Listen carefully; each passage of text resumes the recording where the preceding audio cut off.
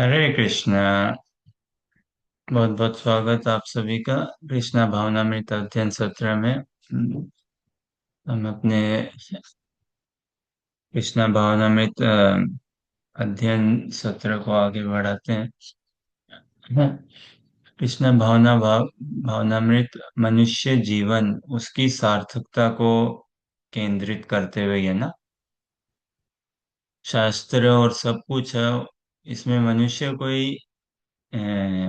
को ही केंद्र में रखा है ना, मनुष्य को ही केंद्रित करके।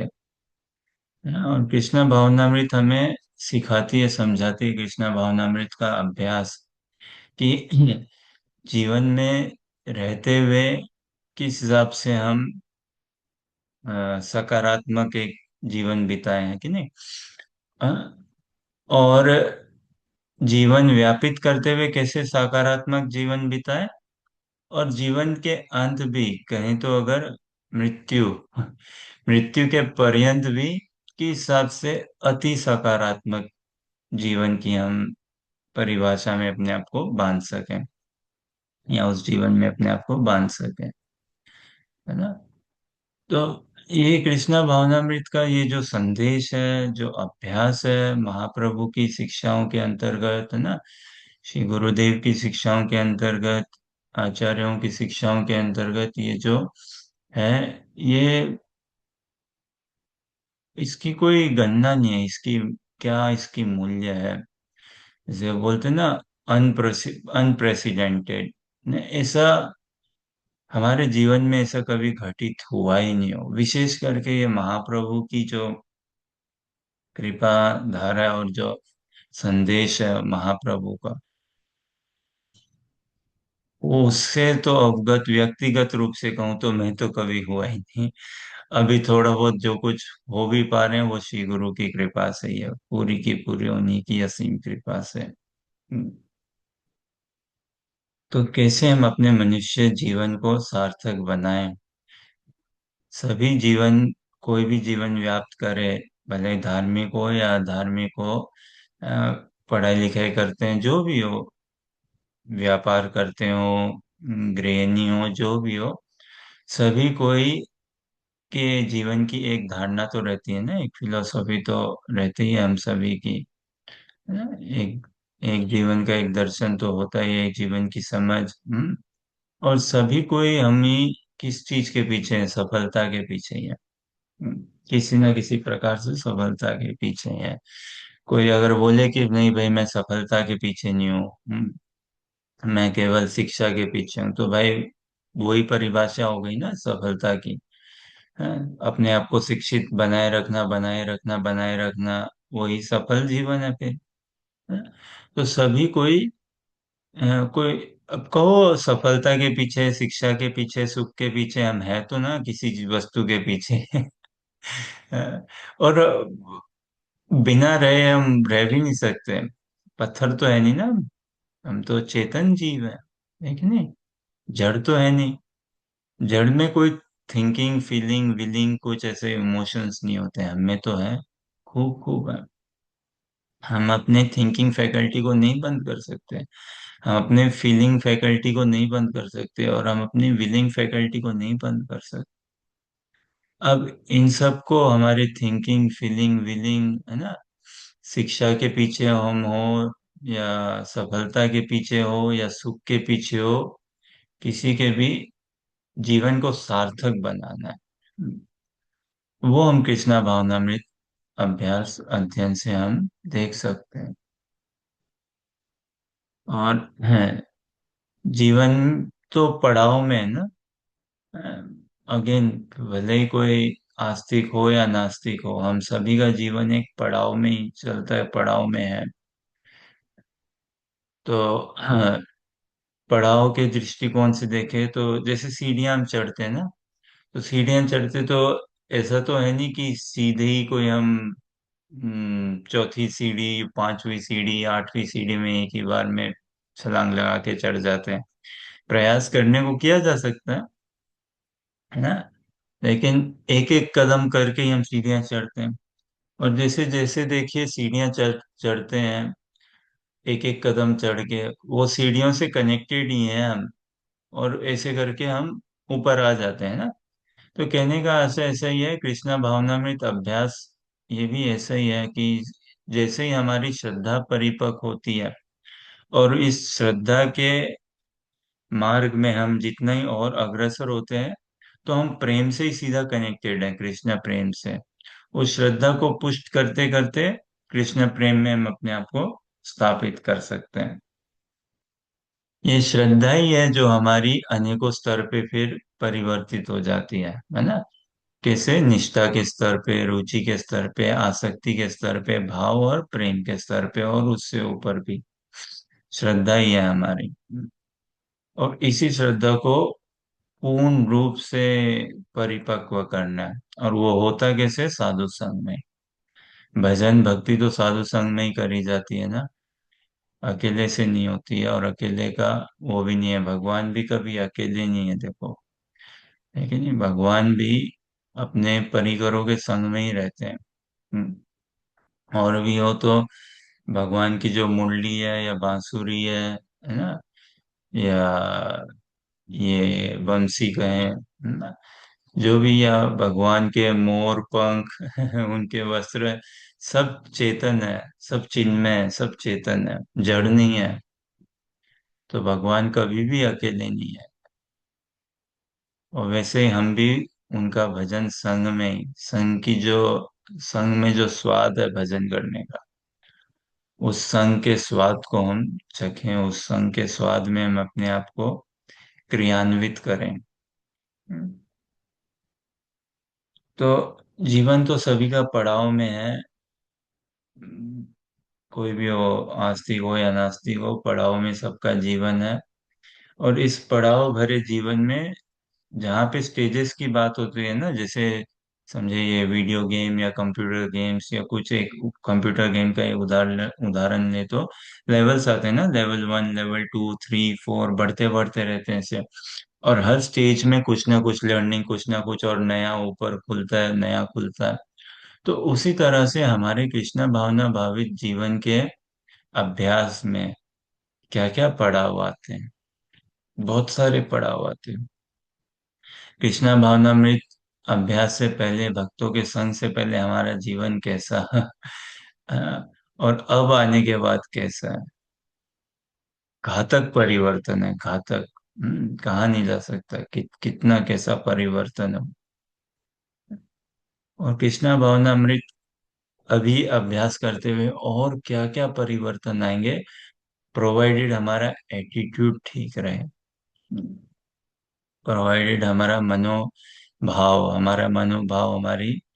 मनोभाव अगर विनम्र हो, तो भगवत गति पूर्ण निश्चित रूप से होगी एकदम। द्वार पूरे खुले रहेंगे अगर हमारा मनोभाव विनम्र हो।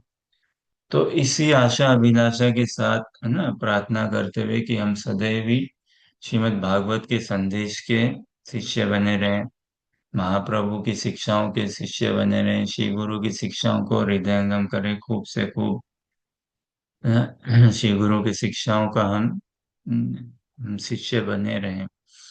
और वास्तव में जो शिष्य बन गया, जो शिष्य रूप से स्वीकारित हो जाए, भगवान को कोई संदेह नहीं होगा उनको भक्त रूप से स्वीकार करने में।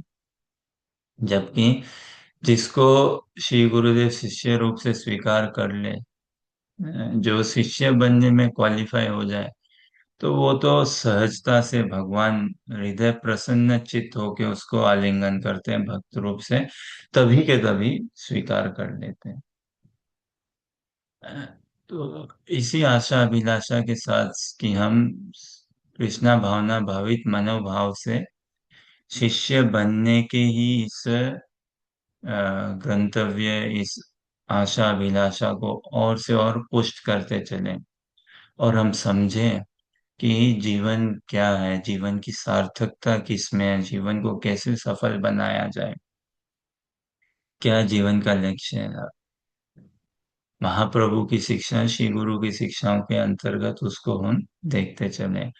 वैराग्य विद्या निज भक्ति योगा शिक्षार्थमेक पुरुष पुराना श्री कृष्ण चैतन्य शरीर धारी कृपा बुद्धिर्य तमहं प्रपद्ये।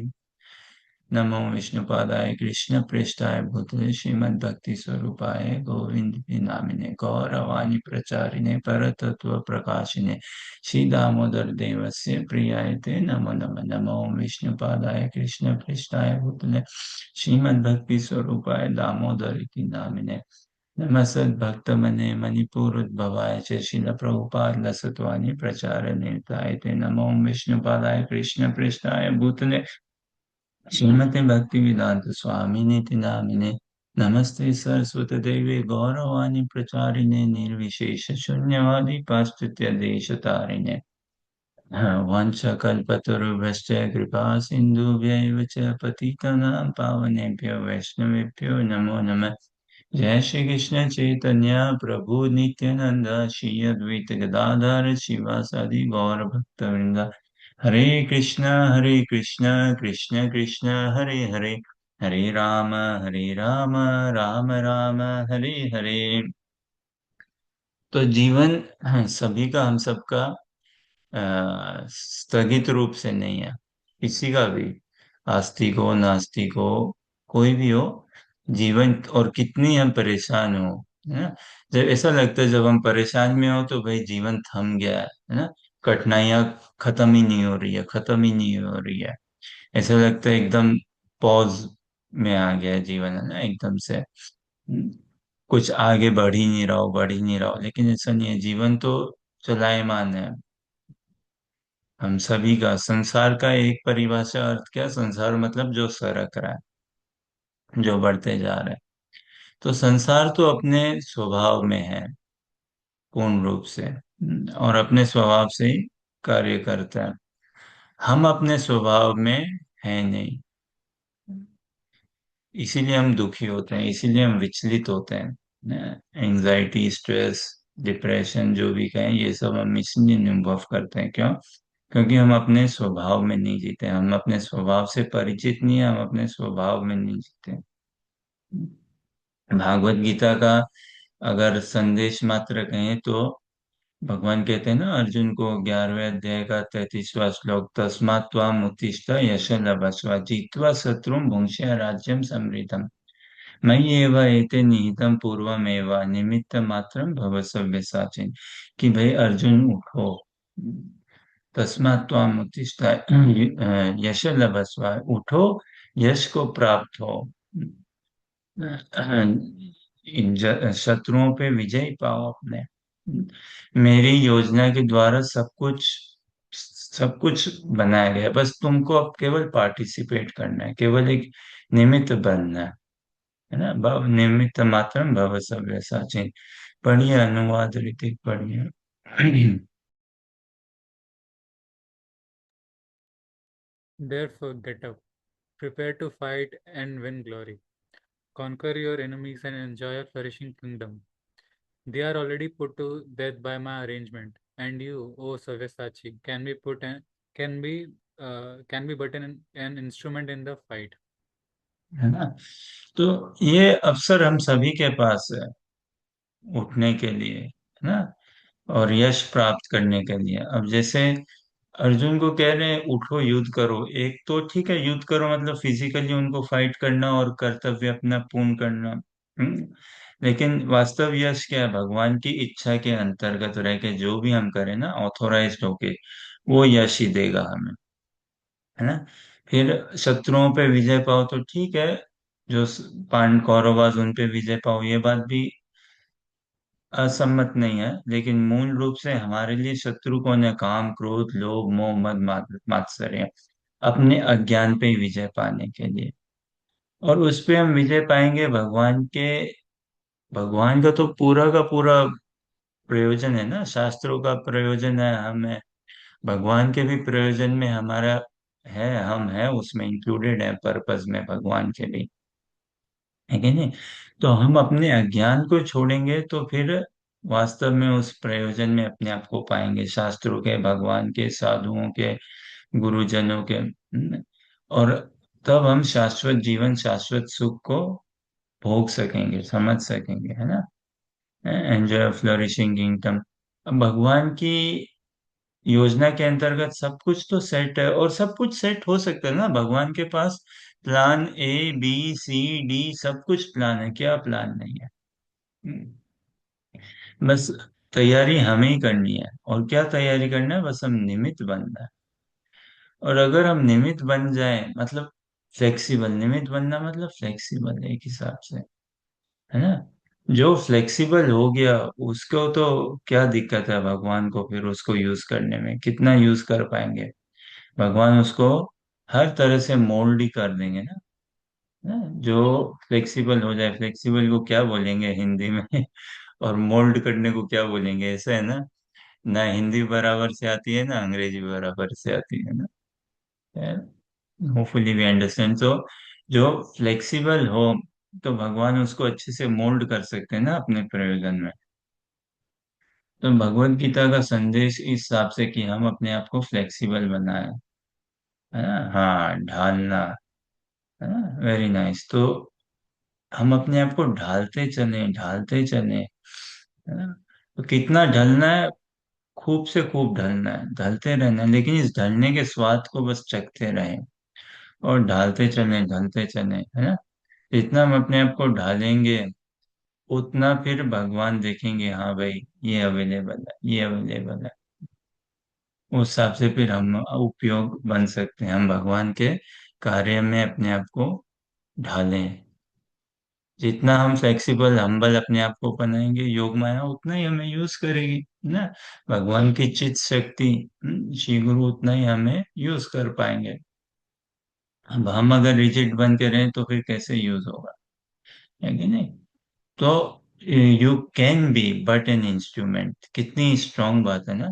हम काम आ सकते हैं भगवान के एक निमित्त के रूप से। करता हम नहीं है, करता भगवान ही है। बस हमें निमित्त बना के करवा ले। तो ये सब कुछ हो रहा है, बस हम अपने आप को अलाउ करें। Yes Krishna, I would like to be of assistance, I would like to be of assistance. फिर ये देखिए कितना ये ट्रांसफॉर्मेशन कितना और आगे से आगे बढ़ता चले। तो ऐसे ही कृष्णा भावनामृत अभ्यास में हमारे जीवन में अनेकों पड़ाव आएंगे, अनेकों स्टेजेस, पड़ाव, ट्रांसफॉर्मेशन। इन पड़ाव से हमें और ऊपर उठते चलना, ऊपर उठते चलना है। सबसे बड़ा पड़ाव तो इस कृष्णा भावनामृत अध्ययन में व्यक्तिगत रूप से हम अनुभव कर सकते हैं। स्टेजेस की बात करें, पड़ाव की बात करें, तो एक तो है, ठीक है, लक्ष्य क्या जीवन का, कृष्ण प्रेम प्राप्ति। तो उसमें पड़ाव भक्ति रसामृत सिंधु में हम देखते हैं रूपा गोस्वामी जी ये संदेश देते हैं कि श्रद्धा, साधु संग, भजन क्रिया, है ना, अनर्थ निवृत्ति, निष्ठा, रुचि, आसक्ति, भाव, प्रेम, है ना, ये सारे पड़ाव है। इन पड़ाव से होते होते कृष्ण प्रेम हम ऐसे पा सकते हैं। और भी स्टेजेस या ट्रांसफॉर्मेशन की बात करें तो काम, क्रोध, लोभ, मोह, इन सब से भी उठना है, उठ सकते हैं।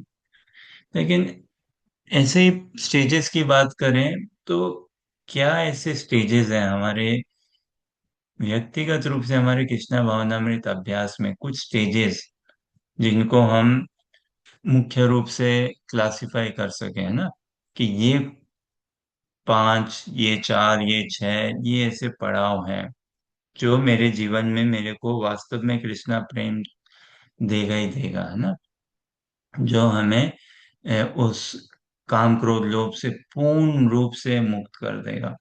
और हमें कृष्णा प्रेम किस लिए चाहिए, खुद के स्व सुख कामना वासना एकदम भी नहीं, स्व सुख की कामना वासना से एकदम भी नहीं, है ना। युगल सरकार को सुखी करने के लिए, श्री गुरु गौरांग की प्रसन्नता के लिए, उनकी प्रसन्नता के लिए, उनके यश में हम अगर काम आ सके, और ऐसा हम सोचें जेन्युइन सेंस में, तो हम ऐसा बस सोचना ही हमारे अल्टीमेट कल्याण है। बाकी सब भगवान ने रच रखा है, निमित्त मात्रम भव सव्य साचिन। कहते हैं ना भगवान अर्जुन को कि भाई सब कुछ तो सेट किया हुआ है, बस हमें उस मनोभाव में अपने आप को लाना है, फिर सारी व्यवस्था है। फिर तो योग माया भगवान की शक्ति, घटन अघटन सब कुछ बना देती है संभव। और सत्संग में, साधु संग में, है ना, वैष्णवों के संग में ही हम अपने आप को वैसा ढाल सकते हैं। भक्तों के संग में, श्री गुरु पादाश्रित होके ही हम अपने आप को ऐसे शिक्षा, सेवा, परिपाटी, इसमें अपने आप को तब ढाल सकते हैं, अन्यथा नहीं। वास्तव में सत्संग ही भक्ति का प्राण है। सत्संग सत्संग ही भक्ति की कार्य है, कारण है, और सत्संग ही भक्ति है। सत्संग से ही भक्ति होती है। तो ऐसे हमारे अभ्यास में, कृष्ण भावनामृत अभ्यास में कुछ हम देखें क्या क्या पड़ाव, और सब सब अफलातून पड़ाव होंगे, सब एक से बढ़ के एक, एकदम, है ना। जैसे शास्त्रों का, वेदास का ये संदेश है ना, असतो माँ सद्गमय, तमसो माँ ज्योतिर्गमय, मृत्योर्मा अमृतम गमय। सो असत से सत की ओर प्रवेश करना, है ना, तमस से ज्योति की ओर, है ना, मृत्यु से अमृत की ओर प्रवेश करना। तो वैसे ही देखिए, कुछ पड़ाव हमारे कृष्णा भावनामृत में आए, जो हमें, हमारी आत्मा अगर कहें, है ना, हम हमें और से और ओपन अप करेगा, और से और खोलेगा, है ना, उस कृष्ण प्रेम की सेवा परिपाटी में प्रवेश पाने के लिए खूब से खूब खोलते रहेगा, खोलेगा हमें। तो इसमें सबसे पहला अगर हम कहें, पांच पड़ाव हम देखिए चर्चा करेंगे। आज तो सभी नहीं करेंगे, आज केवल पांचों पड़ाव का हम बात करते हैं, वो पांच पड़ाव क्या होंगे। फिर आगामी सत्र में हर एक पड़ाव पे हम अ, और चर्चा करने का प्रयास कर सकते हैं ना। तो पांच पड़ाव है हमारे कृष्णा भावनामृत अभ्यास में, और ये अनिवार्य, अनिवार्य मतलब अल्टीमेट नेसेसरी। इनको, ये विकल्प रूप से नहीं है, ऑप्शनल की बात नहीं है, ये अनिवार्य है। इनको बाईपास नहीं किया जा सकता, इनको नजरअंदाज नहीं किया जा सकता, एक को भी। इन सभी पड़ावों से एक बढ़ के गुजर के ही तभी हम कृष्ण प्रेम को पा पाएंगे, अन्यथा नहीं पा पाएंगे। और काम, क्रोध, लोभ, मोह, ये सब भी हमारा तभी छूटेगा जब हम इन पड़ावों में अपने आप को स्थापित कर पाएंगे, अन्यथा काम, क्रोध, लोभ, मोह नहीं छूटेगा हमारा। असंभव है। तो ये पड़ाव जैसे देखें, तो पहला पड़ाव हमारी कृष्ण भावनामृत समझ में साक्षात्कार करने के लिए क्या है, कि ये समझ को पूरी रूप से विवेक हमारा बन जाए, क्रियान्वित करना क्या, कि मैं शरीर नहीं हूँ, आत्मा हूँ, है ना? मैं ये शरीर नहीं हूँ, आत्मा हूँ। और भगवान यही संदेश अर्जुन में सबसे पहले, गीता में अर्जुन को सबसे पहले यही संदेश देते हैं ना, यही मैसेज अर्जुन को देते हैं कि अर्जुन, तुम ये शरीर नहीं हो, आत्मा हो। है, अर्जुन देखिए, अर्जुन अपने आप को समर्पित करते हैं भगवत विद्या अर्जन करने के लिए। और भगवान जब देखते हैं कि हाँ ये सीरियस है, ये सिंसियर है, तो भगवान भी रोल बदल देते हैं अपना। उससे पहले ठीक है, भगवान तो भगवान ही है, ऐसा कोई नहीं है कि भगवान नहीं थे कृष्ण पहले से, नहीं, वो भगवत्ता तो उनकी है ही, अनादिकाल से है, अनादिकाल तक रहेगी। लेकिन जैसे उन्होंने देखा कि ठीक है, अर्जुन अब मेरे से ये भगवत विद्या अर्जन करने को, तो भगवान फिर वो ऐसा अपने आप को गुरु रूप से वो प्रकट कर लेते हैं। जैसे अर्जुन बोले ना कि शिष्यस्ते हम साधि माम तो हम प्रपन्नम, तो भगवान बोले ओके फाइन। सो जैसे ना अंग्रेजी में बोलते हैं ना, मैन प्रोपोजेस गॉड डिस्पोजेस। तो जैसे ही अर्जुन ने प्रस्ताव किया कि मैं आपका शिष्य बनना चाहता हूँ, मैं शिष्य हूँ, आप मेरे को भगवत विद्या में अर्जित करिए, तो भगवान ने बोला okay, as you desire, man proposes God disposes. तो वो भगवान गुरु रूप से अपने आप को उस रोल में ले आए। और पहला ही शिक्षा जो भगवान संदेश अर्जुन को देते हैं, वो यही समझाते हैं कि तुम ये शरीर नहीं हो, आत्मा हो, है ना? अर्जुन की इतनी विडंबनाएं, इतना कंफ्यूजन अर्जुन को इतना संशय या इतने उनके प्रश्न, सब कुछ जो भी उनके हृदय की बात थी उन्होंने भगवत गीता के प्रथम अध्याय में भगवान से कह दिया, उनके उलझनों को। और भगवान ने उन उलझनों का कोई ऐसा नहीं है डायरेक्ट ऐसा उत्तर दिया, क्योंकि उलझन तो मतलब क्या, मैटर मतलब उलझन है ना। जहाँ पे भी मटेरियल थॉट्स होंगे, भौतिकवाद होगा, वहीं उलझन है ना? आध्यात्मिक जीवन तो उलझनों से फ्री है, तो समाधान तो आध्यात्मिक होना है। तो भगवान अर्जुन की आइडेंटिटी का सबसे पहले समाधान करते हैं, क्योंकि भगवान को पता है हम जीव कितने सेल्फ सेंटर्ड है।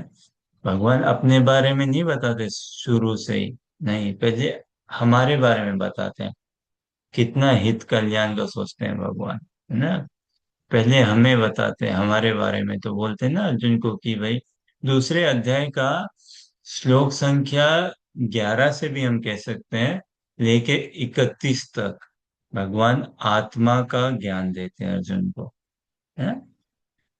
एटलीस्ट 31 तक तो आत्मा का ज्ञान देते हैं। फिर दूसरे अध्याय में ही थोड़ा बहुत कर्म योग का ज्ञान देते हैं, सांख्य योग का ज्ञान देते हैं, है ना, ध्यान योग का, अष्टांग योग का, ऐसे ध्यान ज्ञान देते हैं, और अपने भक्ति योग का भी देते हैं। अपने बारे में भी थोड़ा समझाते हैं भगवान। लेकिन शुरुआत करते हैं भगवान ये कि तुम ये शरीर नहीं हो, आत्मा हो। तो हमारे भी कृष्णा भावनामृत अभ्यास में ये ये पड़ाव में हमें आना ही है। और ये हमारा सामान्य ज्ञान बन जाए कि हम ये शरीर नहीं है, आत्मा है। इट हैज टू बिकम, है ना, ये हमारा सामान्य ज्ञान बने। इससे हम साक्षात्कार होना है। नहीं तो देखिए, संसार में यही एक समस्या है क्या, देहात्म बुद्धि। यही एक क्राइसिस है इस संसार में, जो सभी को चपेट लिए हुए अनादिकाल से, और लेगा भी अनादिकाल तक, जब तक हम नहीं समझे कि हम ये शरीर नहीं है, आत्मा है ना। फिर क्या, हम आइडेंटिटी हमारी क्लियर नहीं है, पहचान ही क्लियर नहीं है। कभी हम अपने आप को भारतीय मानते हैं, कभी क्या मानते हैं, अंग्रेज मानते हैं, कभी क्या क्या आइडेंटिटी है ना। तो भाई ये तो रंग बदलती दुनिया है, रंग बदलती आइडेंटिटी। हमारी वास्तविक आइडेंटिटी क्या है? तो भगवान उसका ही सबसे पहले समाधान करते हैं कि इतना समझो कि तुम ये शरीर नहीं हो, तुम आत्मा हो, तुम चिन्मय हो। हाँ, इतना समझो। तो टू बिगिन विथ, तो सबसे पहला पड़ाव ये हमें सतत हमारा मनन में रहे कि मैं आत्मा हूँ। फिर आत्मा के गुण थोड़े बताते हैं ना भगवान। नैनम चिंदन्ति शस्त्राणि नैनम दहति पावक, है ना।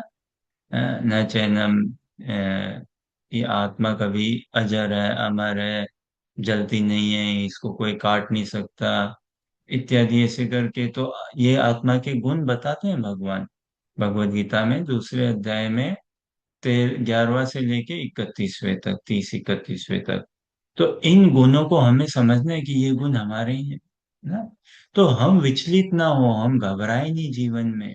पड़ाव तो खूब आएंगे, है ना। भक्ति में आ जाए तो ऐसा मतलब नहीं है कि विपदाएं नहीं आएंगे, कष्ट तो खूब आएंगे, लेकिन हमें भगवत विवेक से ऊपर उठना है अपने आप को, है कि नहीं। उठाना है अपने आप को, भगवत विवेक से ऊपर उठाना है अपने आप को। तो हमारा सतत स्मरण बना रहे कि मैं ये शरीर नहीं हूँ, आत्मा हूँ। लेकिन इस देहात्म, इस त्रिगुणात्मक जगत में, भौतिक जगत में, बाकी सब तो उस चेतना में नहीं है ना। तो हमारे जो डीलिंग्स हैं उनके साथ, उसमें तो बहुत कॉन्फ्लिक्ट आएगा।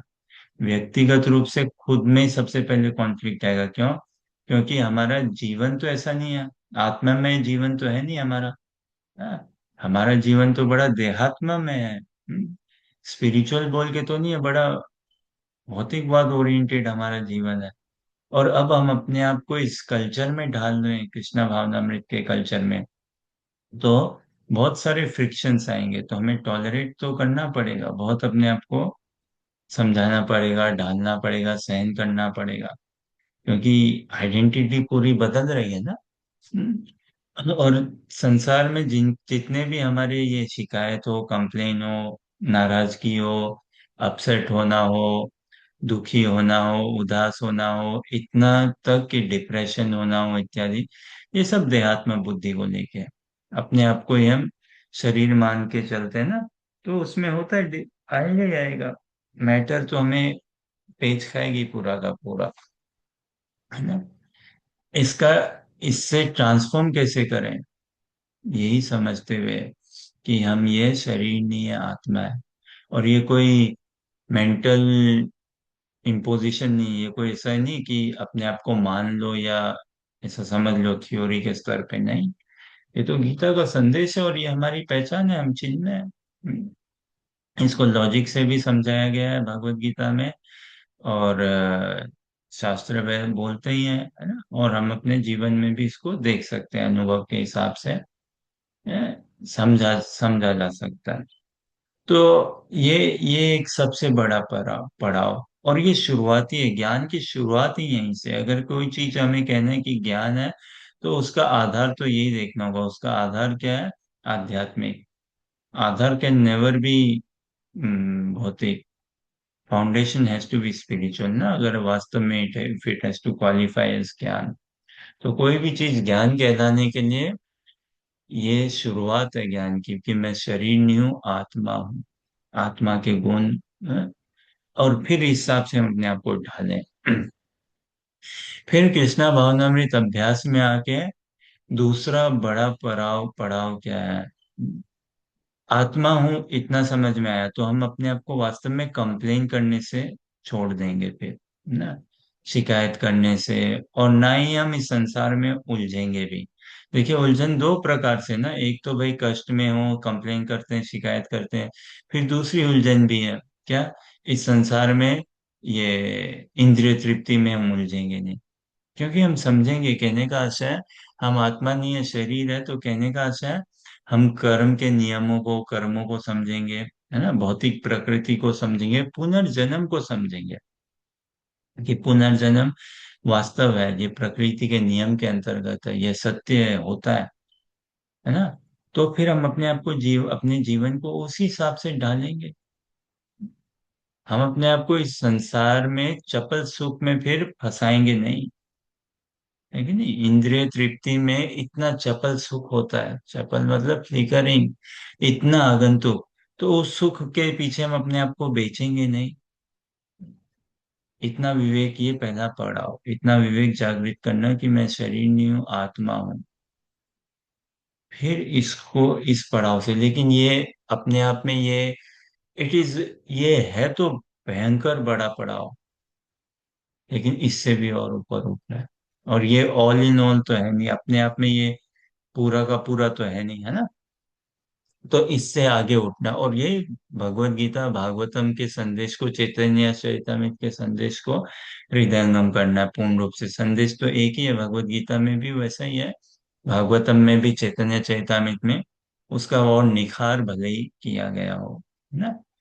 तो दूसरा पड़ाव क्या, कि कृष्णस्तु भगवान स्वयं। पहला, हम अपना परिचय समझे कि हम शरीर नहीं, आत्मा है। ये पूर्ण परिचय नहीं है, लेकिन ये हमें सही परिचय जरूर है ना।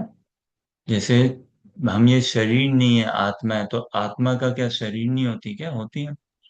आत्मा के क्या नाम नहीं होता है क्या, सब कुछ पहचान होती है, और क्रिया नहीं होती है, क्या होती है।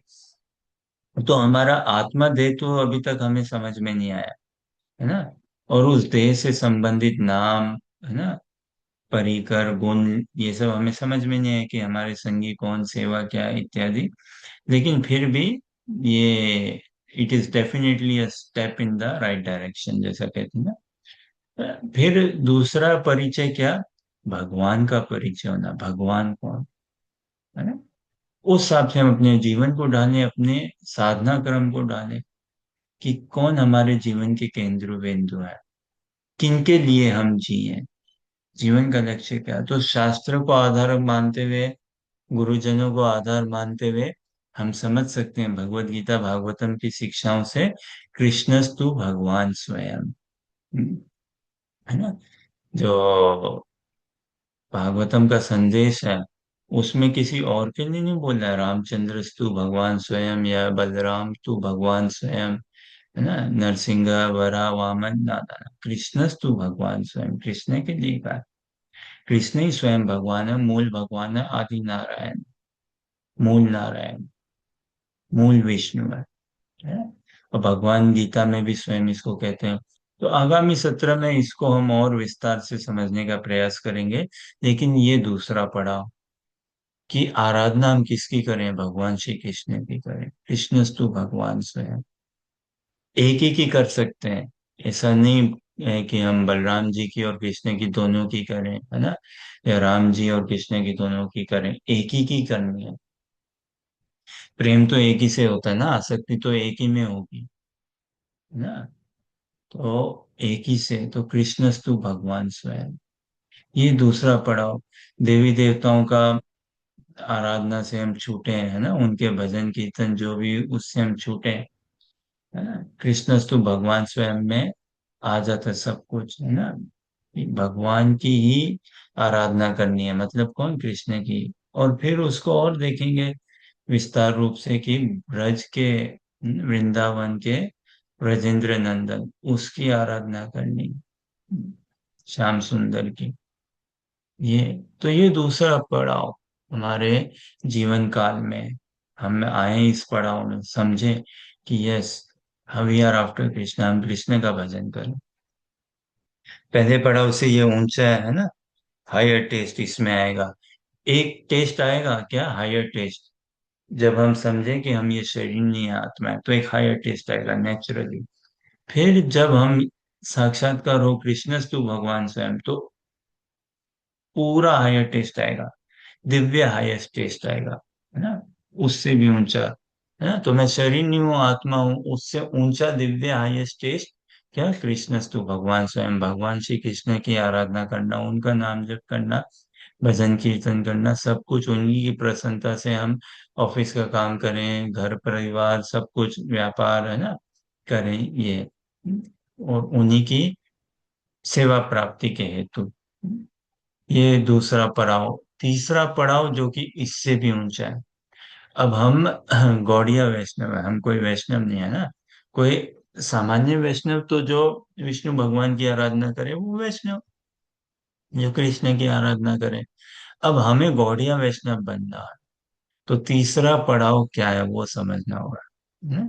तीसरा पड़ाव क्या है, राधा रानी के चरणों का आश्रय लेके भजन करना, है? रस राज्य में प्रवेश पाना, है? ये ब्रज की सेवा, ब्रज में प्रवेश पाना, जो कि राग में भजन से ही होता है। और उस राग में भजन में हमारे जो ऑब्जेक्ट ऑफ वर्शिप है वो कौन है, वो राधा श्याम सुंदर युगल सरकार दोनों। वैसे तो राधा और कृष्ण एक ही है, कोई भेद नहीं है, लेकिन रस की दृष्टिकोण से राधा रानी का आधिपत्य है, उनका पूरा का पूरा डोमिनेंस है, उनकी पूरी की पूरी सुप्रीमेसी है। तो तीसरा पड़ाव, दूसरा पड़ाव क्या है कि Krishna is the supreme personality of godhead, तीसरा पड़ाव Radha Rani is the supreme personality of godhead. अब इसमें दूसरे पड़ाव को छोड़ नहीं दिया है कि Krishna is no more the, नहीं, कृष्ण भी है, हाँ? Radha Krishna are the supreme personality of godhead. ये, अब I am not this body spirit soul, उसको छोड़ा नहीं है, दैट इज देयर, लेकिन उसका भी हायर टेस्ट, उसका भी रिफाइनमेंट, उसमें भी सोने पे सुहागा जो कहते हैं ना, या उसको और खोलना, है ना, उस समझ को और अनलॉक करना। तो वैसे ही कृष्ण बुद्धि से और अनलॉक होते हुए और खोलते हुए और आगे बढ़ते हुए, क्या, राधा रानी, राधा रानी का चरणाश्रय पाना, ये हमें गौड़िया वैष्णव बनाता है। जब हम राधा रानी की सेवा, उनके संग, उनके सानिध्य को केंद्रित करें, और राधा रानी के संग से ही हम युगल सरकार का भजन करें, है ना। ऐसा नहीं है राधे राधे राधे श्याम से मिला दे, ना ना ना। हमारा तो ऐसा है कि भाई, श्याम श्याम श्याम राधा रानी से मिला दे, अगर मिला सको तो, है ना, अगर मिला सको तो श्याम श्याम श्याम राधा रानी से मिला दे। हमारा मिलन, हमारी सेवा, हमारी लॉयल्टी, फाइडेलिटी, सब कुछ राधा रानी से है। ये हमें गौड़िया वैष्णव बनाता है। तो Radha Rani is the supreme personality of godhead, ये तीसरा पड़ाव, उनकी सेवा करना, उनका संग सानिध्य पाना, और उनके हित से ही फिर युगल सरकार की हम सेवा करें। और अति आवश्यक है। देखिए कलयुग है, छोटा सा जीवन है बाबा, इतना लंबा जीवन नहीं है हमारे पास। तो जितने जल्दी हमारी विवेक जागृत हो जाए, जितने जल्दी हम साधु संघ का मर्म समझ सके, कृष्णा भावनामृत का मर्म समझ सके, सत्संग का मर्म समझ सके, उतना ही लाभदायक होगा, और उतने ही हम प्रसन्न कर पाएंगे ना श्री गुरु को, गुरु वर्गो को, प्रभुपाद जी को, आचार्यों को, छठ गोस्वामियों को, सबको। है, क्यों गोल गोल घुमाए, क्यों लंबा लंबा घुमाए। सहज बात है। रस की दृष्टिकोण से महाप्रभु की अगर लेंस से हम देखें ना, तो we can easily understand without any hesitation कि Radha Rani is the supreme personality of godhead ना। ये बात, भाव राधिका माधुरी आस्वादन सुख काज, राधा रानी का भाव लेके महाप्रभु प्रकट हुए हैं ना। जय श्री कृष्ण चैतन्य कली प्रकटे ब्रजराज। चैतन्य महाप्रभु कौन है? राधा रानी के स्वयं कृष्ण ही राधा रानी के भाव से प्रकट हुए हैं, ठीक है ना। और वही हमें ये शिक्षा दे रहे हैं, बता रहे हैं। तो ये तीसरा पड़ाव, गौरानिताई की कृपा से पहला पड़ाव भी आएगा, दूसरा भी आएगा, तीसरा भी आएगा, इसमें अपने आप को स्थित करना है ना। जैसे भी समझे, तीसरा पड़ाव महाप्रभु की शिक्षा के अंतर्गत अपने आप को स्थित करना है। श्री कृष्ण चैतन्य राधा कृष्ण नाही अन्य। महाप्रभु राधा कृष्ण का मिलित रूप है ना। लेकिन इस मिलित रूप में हमारे लिए, हम साधकों के लिए प्रधानता तो राधा रानी की है। तो राधा रानी का ही संग सानिध्य पाने की अभिलाषा करना, ये तीसरा पड़ाव है। अब इससे ऊंचा चौथा पड़ाव, जो कि इससे ऊंचा है, नो डाउट, है ना, अल्टीमेट पड़ाव। और उसमें पहला दूसरा तीसरा सम्मिलित है, इंक्लूडेड है? जैसे दूसरे में पहला इंक्लूडेड है? दूसरे में तीसरा चौथा ऐसा प्रॉपर इंक्लूडेड नहीं है ना। पहला जो पड़ाव है उसमें दूसरा तीसरा इंक्लूडेड नहीं है, ठीक है नहीं। तो तीसरे में पहला भी इंक्लूडेड है, दूसरा भी इंक्लूडेड है, हाँ? जैसे ब्रज में है ना उक्ति क्या, बिना राधा श्याम आधा। ऐसा नहीं है कि बिना श्याम राधा रानी आधा, ऐसा तो कहीं पे नहीं है। ये शास्त्र सम्मत बात नहीं है, और ये लौकिक व्यवहार में भी नहीं देखते हैं ना। लेकिन ये शास्त्र सम्मत बात है, और लौकिक व्यवहार में भी देखते हैं। लौकिक मतलब साधु व्यवहारों में, भक्तों के व्यवहारों में, क्या, बिना राधा श्याम आधा ना? तो दूसरे पड़ाव में पहला इंक्लूडेड है, तीसरा इंक्लूडेड नहीं है। तीसरे पड़ाव में पहला और दूसरा दोनों इंक्लूडेड है। तो Radha Rani is the supreme personality of godhead, इसमें श्याम सुंदर इज ऑलरेडी इंक्लूडेड ना। ये समझ, और ये बड़ी रस, यही रस में हमें प्रवेश कराएगी। अगर दूसरे पड़ाव तक रहे ना, हाँ भाई, I have joined Hare Krishna movement, I have joined Krishna conscious society, और मैं भजन करता हूँ, साधना करता हूँ, 16 माला, 4 नियमों का पालन करता हूँ इत्यादि, और मैं पहचान गया कृष्ण तो भगवान, स्वयं कृष्ण भगवान है। लेकिन भाई महाप्रभु की शिक्षा में फिर भी प्रवेश नहीं हुआ, रसराज में फिर भी प्रवेश नहीं हुआ, जब तक तीसरे पड़ाव में नहीं आए। फिर और ही महाप्रभु की शिक्षा को और निखार लाने के लिए चौथा पड़ाव क्या है, श्री गुरु का स्टेटस को समझना, गुरु पादाश्रित होना, ये सबसे पहला कर्तव्य होना चाहिए हर साधक का। एक्चुअली एक जीव का ही होना चाहिए, मनुष्य मात्र का ही श्री गुरु की खोज करे, वो अपने अपने राधा कृष्ण की खोज करे, है ना? मनुष्य का ही होना चाहिए। लेकिन ठीक है, हम अब कितनी अहेतु की कृपा है, कॉजलेस मर्सी की, हम साधक तो बन रहे हैं ना, बन पा रहे हैं, साधना क्रम में तो जुड़े हैं, बंधे हैं, भक्तों के संग में आके श्रद्धा थोड़ी तो परिपक्व हुई है कि हम भजन में अब जुड़े हैं, है ना। तो इस भजन को पुष्ट कैसे किया जाए, गुरु पादाश्रित होकर, बिना गुरु पादाश्रित कोई भजन नहीं है। तो गुरु पादाश्रित होना, फिर गुरुदेव की महिमा का चिंतन, स्मरण, कीर्तन, गायन करना, उसका उस विवेक में अपने आप को बिठाना। और वो क्या विवेक है कि गुरुदेव कौन है, श्री गुरु साक्षात कृष्ण कृपा मूर्ति है ना, कृष्ण की कृपा मूर्ति है साक्षात। सो श्री गुरु, देखिए कई स्टेजेस में श्री गुरु का role, unlimited and over expanding, ever growing, है कि नहीं? तो श्री गुरु कौन है? Is the customized manifestation of Krishna for a devotee, is the customized manifestation of a pure devotee, है ना? एक शुद्ध प्रेमी भक्त कैसा होता है, वो श्री गुरु है, शुद्ध प्रेमी भक्त। फिर ultimate best purest devotee of Krishna, वो शुद्ध श्री गुरु है। एक शिष्य के लिए उसके गुरुदेव शुड कम अक्रॉस, उसकी चेतना में, as the top most devotee of Krishna, as the purest devotee of Krishna, none without any comparison, कोई कंपैरिजन की बात ही नहीं है, best complete devotee of Krishna. फिर श्री गुरु को कैसे समझना है कि श्री गुरु गुरुदेव हुए, he is none other than Krishna, साक्षात कृष्णा। फिर उससे भी आगे बढ़ के श्री गुरु को कैसे समझे हम, साक्षात्कार रूप से, है ना, ये कृपा से ही, कि Shri Guru is none other than Radha रानी।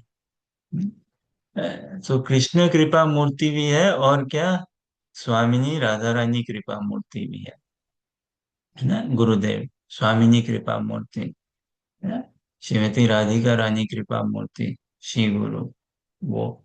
फिर श्री गुरु राधा रानी की एक प्रिय सखी है, प्रिय मंजरी है, राधा रानी की चॉइसेस बेस्ट मंजरी है इनफैक्ट, है ना, ऐसा राधा रानी की ये मंजरी, ये बेस्ट मंजरी है राधा रानी। इतना हमारी चेतना में आना, क्योंकि देखिए हमारी परंपरा जो है, गुरु परंपरा कहो या जो हमारी परंपरा है, ये परंपरा भी कैसी है, ये परमहंसों की परंपरा है, शुद्ध भक्तों की परंपरा है, ये प्रभुपादों की परंपरा है, ये मंजरियों की परंपरा है ना। सठ गोस्वामी सब मंजरी है, हमारे आचार्य सब मंजरी है ना। महाप्रभु की शिक्षा के अंतर्गत इसी भाव में अपने आप को आना। तो श्री गुरु कौन है?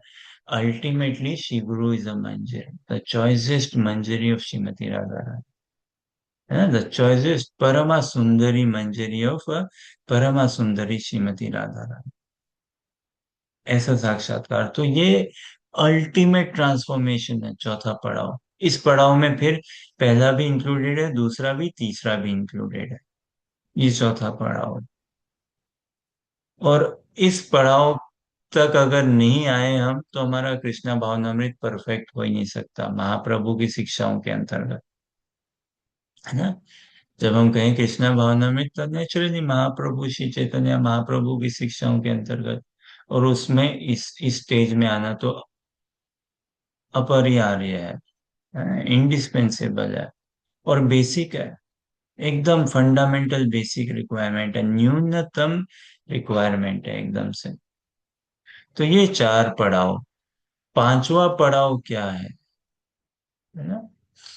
तो दूसरे पड़ाव में कृष्ण को भगवान रूप से स्वीकार करना, सिर्फ कृष्ण को ही, है ना, ऐसा नहीं कि कृष्ण का भी भजन करता हूँ, नहीं, कृष्ण का ही भजन करता हूँ। और फिर कृष्ण कौन? मथुरा नाथ नहीं, द्वारकाधीश नहीं, ब्रज के ब्रजेंद्र नंदन, है ना, श्याम सुंदर, गोपियों के श्याम सुंदर, राधा रानी के सौहार्द, राधा रानी के प्रियतम, वो कृष्ण। और फिर तीसरा पड़ाव क्या? राधा रानी के, है ना, राधा रानी कौन है? मूल लक्ष्मी है वो, है ना, ओरिजिनल लक्ष्मी, मूल शक्ति, है ना, महाभाव स्वरूप है राधा रानी। तो वो, ये हमारे जीवन में साक्षात्कार होना, तब जाके राधा कृष्ण का भजन सार्थक होगा, हम समझ सकते हैं। अगर राधा रानी को इंक्लूड नहीं किया, तो फिर पाषंडी हैं हम, है ना, फिर कृष्ण भक्त हम है ही नहीं भाई, जो राधा रानी को चरणाश्रय नहीं ले, ऐसा नारद मुनि जी कहते हैं, है ना। आज बलवा मंगल ठाकुर जी, नारद मुनि जी, आचार्यगण कहते हैं, शास्त्र कहते हैं, कि जिन्होंने, जो कहने को कृष्ण भजन करते हैं लेकिन राधा रानी का चरणाश्रय नहीं लेते, वो वास्तव में नास्तिक ही है, वो कृष्ण भजन करते ही नहीं है। तो ये तीसरा सोपान में हमें आना ही आना है। और ये सब होगा कैसे? श्री गुरु की कृपा से। तो श्री गुरु तत्व समझना अल्टीमेट है, अल्टीमेट। फिर पांचवा पड़ाव है ना, पांचवा पड़ाव क्या? हमारी चेतना में ऐसा ट्रांसफॉर्मेशन होना क्या कि ऐसे तो देखिए व्यवहारिक भक्ति जीवन में, व्यवहारिक जीवन में हमारा कैसा दृष्टिकोण ना, प्रभु जी और माता जी, थोड़ा सिंपल टर्म्स में कहें संक्षेप में, तो प्रभु जी और माता जी। अब इस प्रभु जी और माता जी एड्रेस, ऐसे ही हम एक दूसरे को एड्रेस करते हैं ना, हिंदी में जो भी समझो है हाउ टू से एड्रेस, किसी को हम बोले तो इस हिसाब से बोलते हैं ना, प्रभु जी और माता जी भक्तों के समाज में। तो ये प्रभु जी और माता जी इस चेतना के हिसाब से, ब्रज की प्रीति तो असंभव है मिलनी। ब्रज की प्रीति तो रागानुगा प्रीति है, उस रागानुगा प्रीति में प्रभु जी माता जी का हिसाब किताब नहीं चलता, है ना। वहां पे सखी का हिसाब किताब चलता है, यहाँ वहां पे दो ही है, या तो कोई सखा है या सखी है, या कोई गोपा है या गोपी है ना।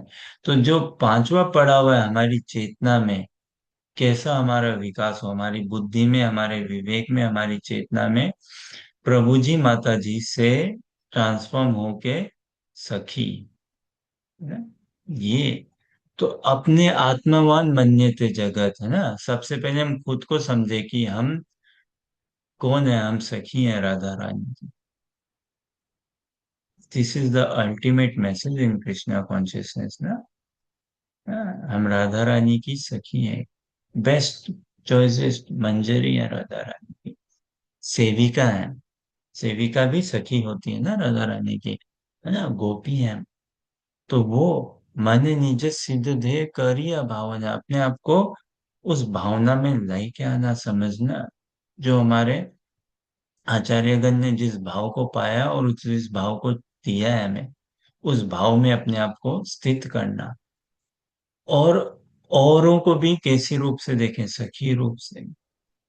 तभी ब्रज में प्रवेश हो पाएगा, वरना ब्रज में प्रवेश नहीं हो पाएगा। और इस चेतना में ही ढालना है अपने आप को। और ये होगा सब कुछ ट्रांसफॉर्मेशन कैसे? ये पढ़ाओ आएंगे, क्या इसको क्रियान्वित करेगा? हमारा मंगल आरती अटेंड करना, जपा करना, बुक डिस्ट्रीब्यूशन करना इत्यादि, ये सब हमें प्योरीफाई करेगा, सत्संग में रखेगा। लेकिन वास्तव में जो सॉलिडिफाई करेगा वो है श्री गुरु की कृपा, गुरुदेव की कृपा। गुरुदेव का ही अगर हम स्टेटस समझ सकें, जिस जितनी मात्रा में, सो टू कंक्लूड, है ना, इसको आगामी सत्र में हम और विस्तार से हर एक स्तर को और समझने का प्रयास करेंगे। लेकिन हमारा कृष्णा भावनामृत अभ्यास अध्ययन इज डायरेक्टली प्रोपोर्शनल, अब हिंदी में कैसे, ये उतना ही हम कृष्णा भावना भावित है जितनी हम मात्रा में हम श्री गुरु भावना भावित हो।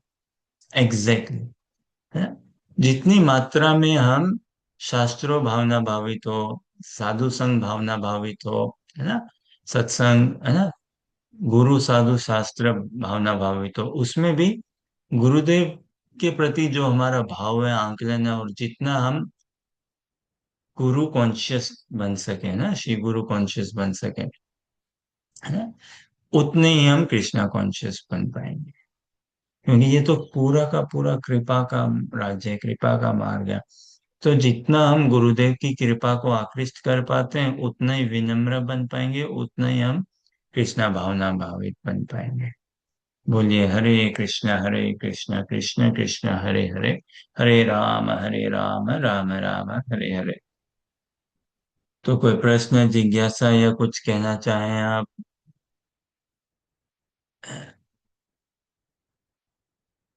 हमारे कृष्णा भावना मृत को, अध्ययन को, अभ्यास को, जीवन को सार्थक बनाने के लिए इन पड़ावों से तो हमें गुजरना ही होगा, इन पड़ावों में अपने आप को स्थापित करना ही होगा।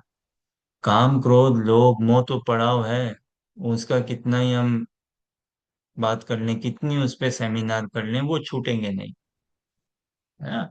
वैसे ही श्रद्धा, भजन क्रिया, साधु संग, है ना, भजन क्रिया, अनर्थ निवृत्ति इत्यादि थ्योरी में तो ये सब पता है हमें। और कितना ही इसमें हम अपने आप को कितना ही जपा, मंगल आरती से पहले जपा कर लें, सब कुछ कर लें भैया, एड़ी से चोटी तक का जोड़ लगा लें, लेकिन जब तक हम कृपा को आकृष्ट नहीं करेंगे, मनोभाव हमारा ठीक नहीं होगा, सत्संग में नहीं जुड़ेंगे वास्तव में, और महत पुरुष श्री गुरु परम वैष्णव, उनके हृदय में हम कोई अपना स्थान ना बना सके, उनको हम वास्तव में इस पड़ाव में नहीं देख सके ऐसे, तो कृष्णा भावनामृत तो फिर सार्थक नहीं हो पाएगा, ब्रज की प्रीति भक्ति नहीं मिल पाएगी, है ना? तो इन पड़ाव में हमें आना ही पड़ेगा, और इन पड़ाव में आने का एक ही उपाय है, या इस हिसाब से हमारा मनोभाव विनम्र हम बनाए रखें, open sincere Sikar learner student बने रहें, शिष्य, और अपने मनोभाव से प्रयत्न, डेस्परेशन, प्रयत्न, प्रयास, परसिवरेंस करते हुए उस कृपा को, श्री गुरु की कृपा को, गुरुदेव की, वैष्णवों की कृपा को, है ना? लेकिन कृपा तो हरिनाम प्रभु की कृपा है, शास्त्रों की कृपा है, खूब है, भगवान की कृपा है, लेकिन उन सब कृपा वो कन्वर्ट हो जाती है, कंसोलिडेट हो जाती है, सॉलिडिफाई हो जाती है गुरुदेव की कृपा में। तो उन्हीं श्री गुरु की कृपा को हम आकृष्ट करें, इसलिए भजन ना, श्री गुरु चरण पद्मा केवल भक्ति सदमा, उनके चरण पद्मों का, उनकी शिक्षाओं को हमारे सिरों, अपने मस्तक पे, है ना, धारण करते हुए, सिर पे धारण करते हुए, केवल भक्ति सदमा, उनके चरणों में केवल शुद्ध प्रेमा भक्ति है, तो हम सावधान होके उस शुद्ध प्रेमा भक्ति को ही लक्ष्य करते हुए आगे बढ़े, बंधो मोहि सब धन मत, है ना? ये होगा कैसे? गुरुदेव की कृपा से, मुख्यतः मुख्यतः या ओनली उन्हीं की कृपा से केवल, है ना?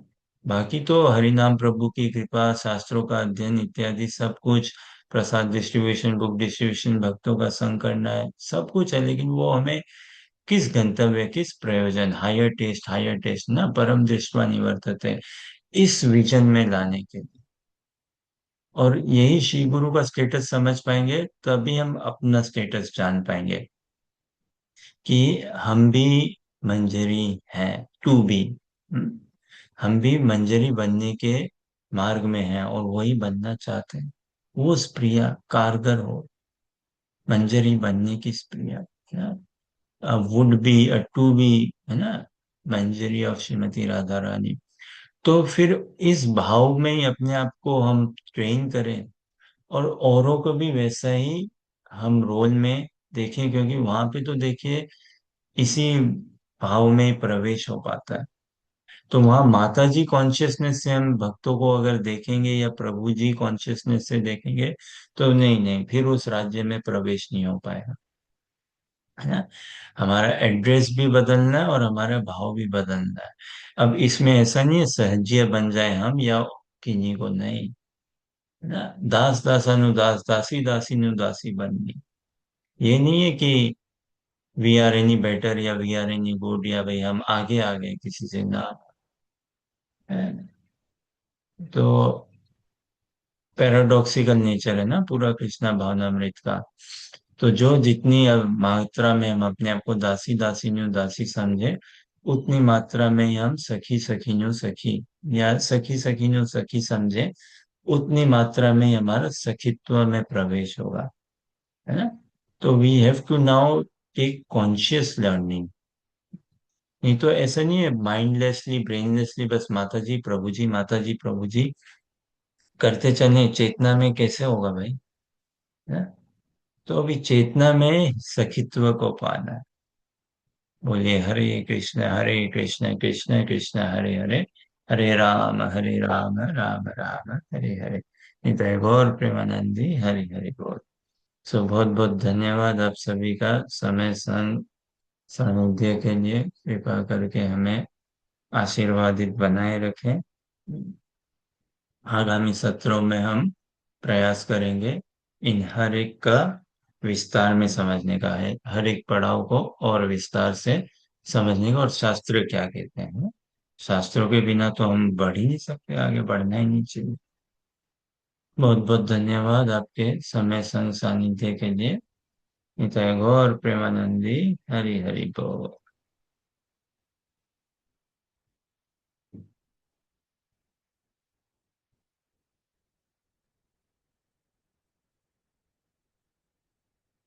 हरे कृष्णा। हम्म।